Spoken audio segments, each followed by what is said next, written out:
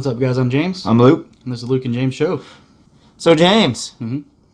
we have done a lot of videos since we've started. Mm-hmm. 2024. Yeah, and we're coming up on the end of season 1. Yep. One of our most popular videos from this first season has been our video about the Mandela effect, our show about the Mandela effect. Yeah, I got a lot of buzz. It's very interesting stuff. Yeah, we got a lot of discussion. I mean, it was our most watched video that wasn't like a movie preview or something like that we watched. So, some people would consider the Mandela effect a conspiracy theory, right? Because there's like a theory that there's multiple universes and possibly somebody has gone back in time and changed So, we got such a good response on that we thought we would, every once in a while maybe talk about some other conspiracy theories. So that's what we're going to talk about on this show today, is some conspiracy theories that we are both going to talk about.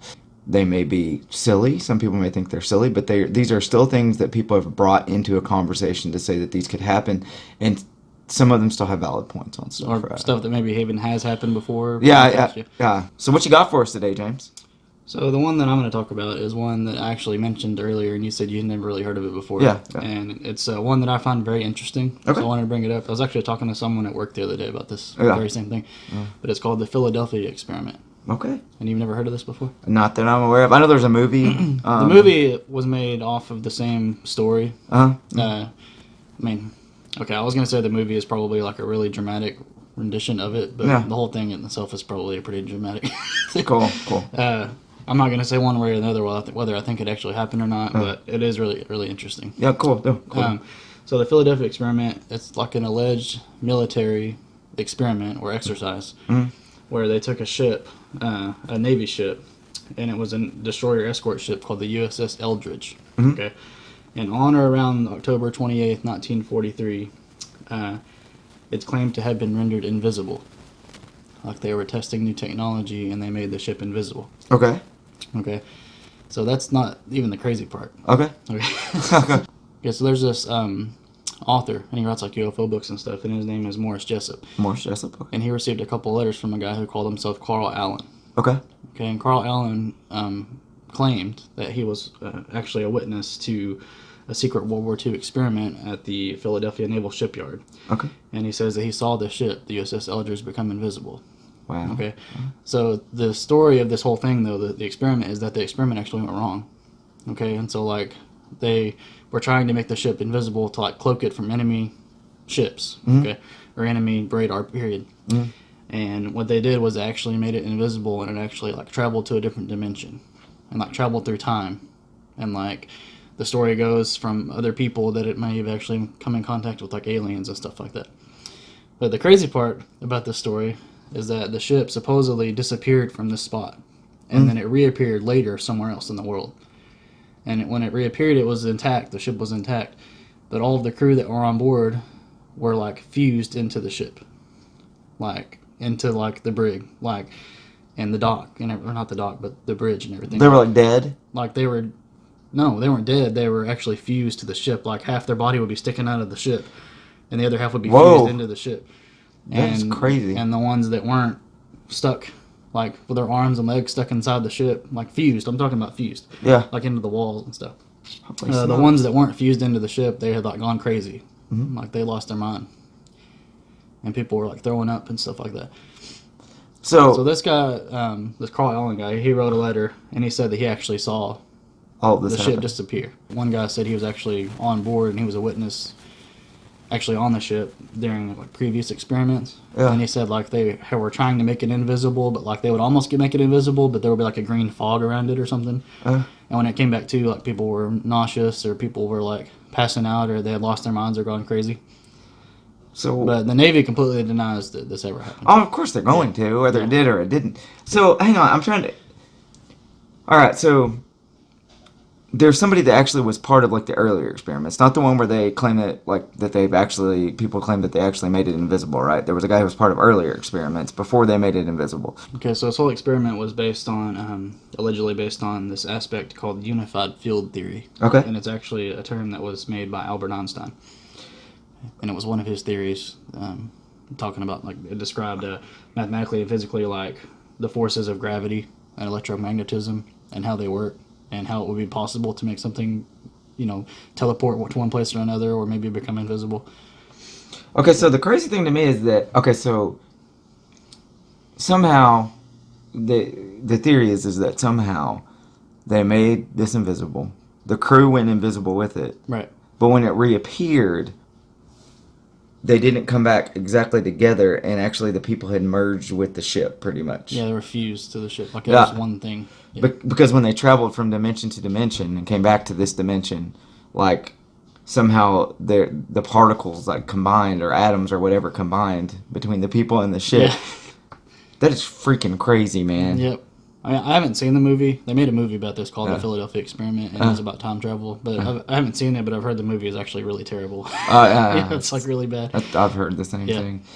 I do believe that the military and the government, they probably have or know of a lot more technology than what's available to us right now.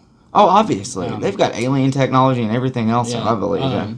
As far as this, though, I'm not going to say one way or another if I believe this or not, but it is really interesting to think about. Yeah. If it is true, I would really love to know, like, what these people saw, like, during the few moments where they were gone, I would like to see if we can get some comments on this story from any military people, that watch our show or whatever. We appreciate your service, first off, but second off, I'd like to hear your perspective on it. Even if you're like, it's a bunch of crap, I don't think that this is, like, I still want to hear what you have to say as a service person. Like, no, I totally believe like this could happen. You don't have to put yourself out there. We don't want to get you in trouble or anything. But if you are a former military person or a current military person and you could totally see this being a thing, then let us know. Because, or if you have any other information about it or whatever else. I'd love to hear from anybody just to know if they have any more information about this or what your thoughts are on it. Maybe if you think this is something that actually happened or not. So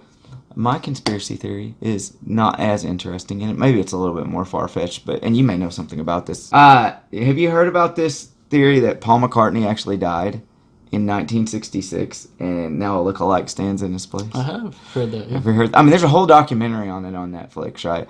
And some of it's kind of far-fetched, but then some of it really, really could make a lot of sense. Basically, the other Beatles were in on the whole thing, is what they say, and they helped to hire someone who looked, sounded, and acted like him. But they began feeling guilty about it, and they'd already were beholden to it, and they felt like that something had happened to them if they were to say. So they started putting clues in their music. Basically, like they're saying that he never wrote the song "Maybe I'm Amazed," which is like a big song of his, like when the band Wings, which is something that he fronts now. Like he never did any of that. He never clashed with Yoko, all these things. When he got knighted in 97, it was actually somebody else. At the time, there was a like American Bandstand or something like that, some type of show that was doing a lookalike contest for him. Where this conspiracy theory got started at was in 1969, some college students started publishing articles claiming that the clues to McCartney's supposed death could be found among the lyrics and artwork of the Beatles recordings. There was a rumor that circulated online that Paul McCartney had been killed in a traffic accident while driving along the M1 motorway on the 7th of January. The rumor got acknowledged, but was rebutted in the February issue of the Beatles book. The theory says that in November 1966, Paul McCartney had an argument with the bandmates during a Beatles recording session and drove off angrily, and his car crashed and was decapitated, is what they said happened to him. To spare the public from grief, or simply as a joke, the surviving Beatles replaced him with the winner of a McCartney lookalike contest, is what they said happened. They say that the stand-in was an orphan from Edinburgh named William Campbell, who the Beatles then trained to impersonate Paul McCartney. All right. Wow. Others contended that the man's name was William Shears Campbell, later abbreviated to Billy Shears, and the replacement was instigated by Britain's M15 out of concern for the severe distress McCartney's death would cause the Beatles. Some of the clues, you can look all of this up. It's all over the internet. But some of the things were like when you could listen into some of the songs being played backwards. You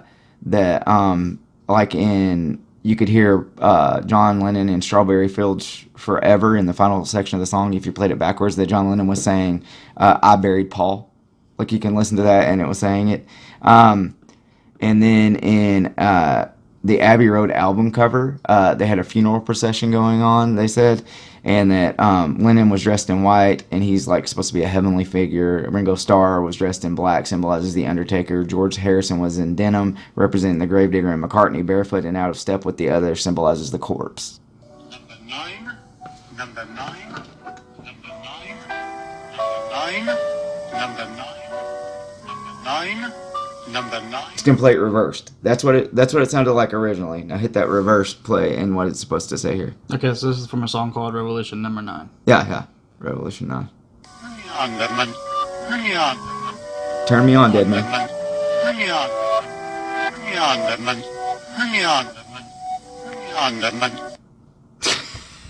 I don't know, man. I know it's a crazy conspiracy theory. But like playing stuff backwards to me and hearing stuff, that's just like people seeing faces and like their toast or whatever, like people can see a face wherever they want to see it. But I mean, the whole thing, like the lookalike contest thing happened right around the same time and all that. I mean, it's... Well, I do know, okay, so about the time that I first found out about this, it was a time, we talk about this all the time, we're in a band called 3 Miles from Providence. It was a time you weren't with the band. We had went to the studio, and we were talking with the guy who was producing us at the time about this, and he had heard about it too. So I was just wondering, like, if I could say something, and then he played it backwards, if it would sound different. So I said, Paul McCartney died in 1967. Like, just said that, and then he played it backwards, and I was wanting to put it in a song, but we didn't wind up doing it, just to be weird and funny, because we had been talking about that. And I said Paul McCartney died in 1967, and it played it back, and I can't even remember what it said, but it sounded like I was saying something else, like in reverse. Wow. So... I mean, whatever it sounded like, we could have put that in the song and I would have said that. Now, I don't know if the theory is true. If you watch the documentary on Netflix, it's called Paul is Dead, I think is what the name of it is. Some of it's really far-fetched, man. I mean, like, just some of the stuff that they try. Like, one of the things that they say on the documentary is that you can tell, and they show clips of it, and you don't know if the clips are doctored now or not with all the technology and everything we have.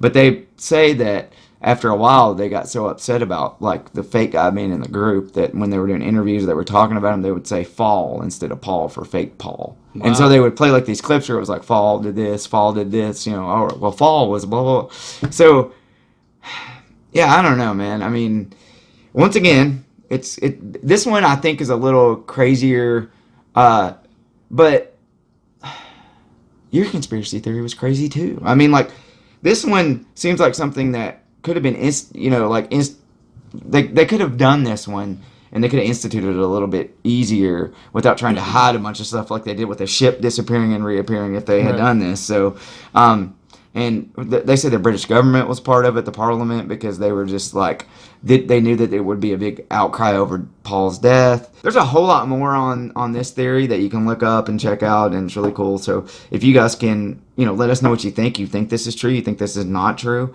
Do you like this segment that we're doing now with conspiracy theories? Because we have a lot of fun with this, I feel like. Yeah. I mean, this has been fun talking about them and doing them. And so in season 2, if you guys like this, we'll definitely do some more. But you guys comment. Let us know what you like, what you don't like about this segment that we're going to start doing. This has been real fun, though, man. I've enjoyed this. It seems like it's been kind of informative and entertaining, and that's what we aim for, my friend. All right, well, remember to subscribe. Click that button. Click that bell. We have a lot of episodes up there. You're about to have a lot of time because we're going to take a little break right, I think, before Thanksgiving. Probably be our last show of the season. And you'll have a lot of time to binge watch, man, because I know that's what everyone loves doing now. And you can, I mean, even if you've watched them before, I even go back now and I'm watching like our first couple of episodes and I'm like, oh, that was hilarious. So, we got pizza, we got coffee, we got Mandela Effect, we got Bean Boozled. All that stuff. Go back and watch it all. Tell all your friends about us because we want to get more people to entertain, and we think a lot of ourselves, and we want other people to do the same. So this has been the Luke and James Show. Thank you guys for watching, and peace. See ya. Survive.